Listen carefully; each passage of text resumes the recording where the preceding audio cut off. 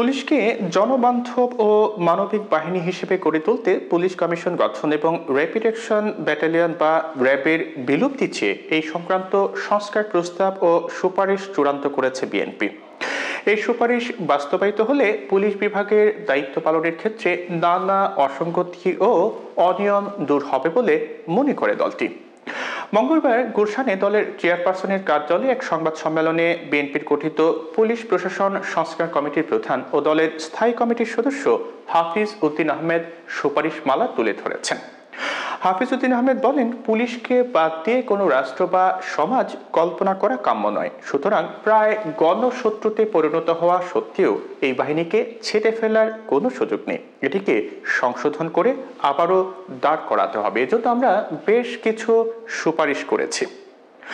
হাফিজ বলেন, এর একটি হচ্ছে পুলিশ বাহিনীকে ক্লোজড মনিটরিং এর জন্য পুলিশ কমিশন থাকবে। এই কমিশন ওয়াচডগ হিসেবে কাজ করবে।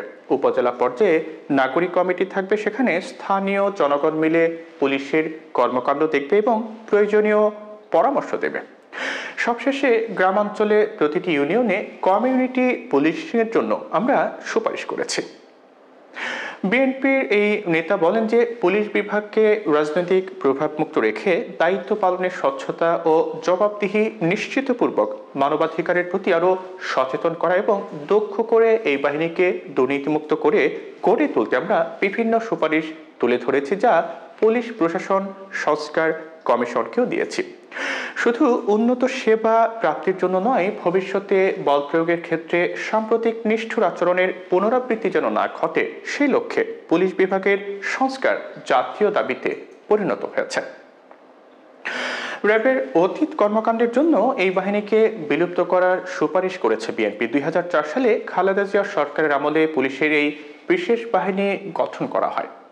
বিএনপির আমলে গঠিত এই বাহিনীকে সংস্কার না করে কেন বিলুপ্ত করতে চায় এই প্রশ্ন করা হলে হাফিজ উদ্দিন আহমদ বলেন, এটি মেডিকেল বিদ্যাতেও আছে। যখন একেবারে গ্যাংগ্রিন হয়ে নষ্ট হয়ে যায় তখন কেটে ফেলা ছাড়া আর কোনো উপায় থাকে না।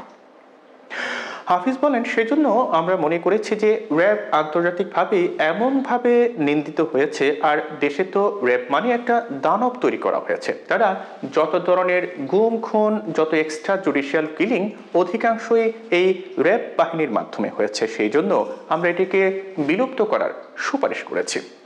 র্যাব বিলুপ্ত হলে র্যাবের দায়িত্ব আর্ম পুলিশ ব্যাটালিয়ন এবং থানা পুলিশ যেন পালন করতে পারে, সেই লক্ষ্যে প্রয়োজনীয় ব্যবস্থা গ্রহণ করতে হবে। এই মুহূর্তে র্যাবকে বিলুপ্ত করা হলে জনগণের কাছে একটা ভালো সিগন্যাল যাবে বলেও মনে করেন হাফিজ উদ্দিন আহমেদ।